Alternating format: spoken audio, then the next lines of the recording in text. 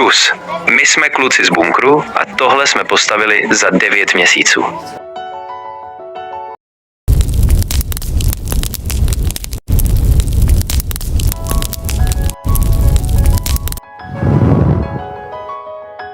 Udělali jsme houpačku a hodně jsme kopali díru.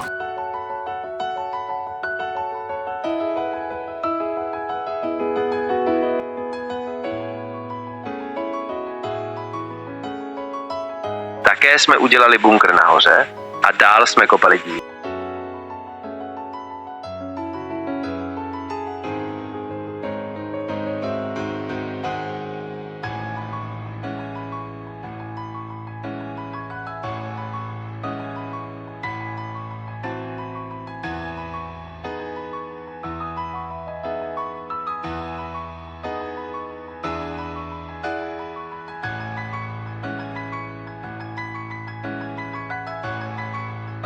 Potom jsme začali kopat hlubokou díru nahoře, ze které povede dlouhý tunel.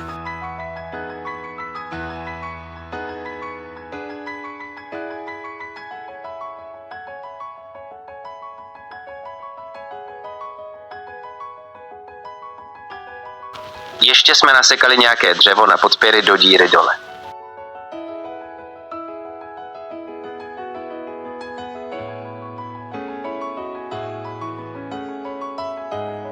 Udělali jsme podpěry, které se nám za mě docela povedly.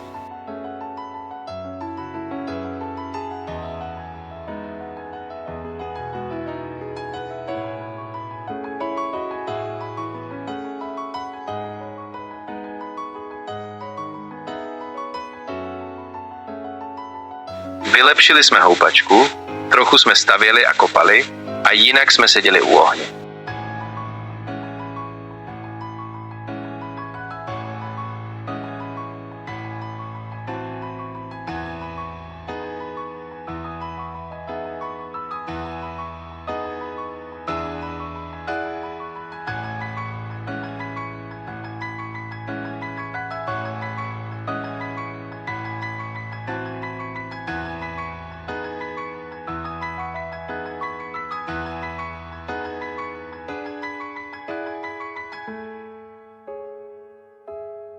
Díra nahoře už má metr do hloubky a okolo 80 cm do šířky a délky.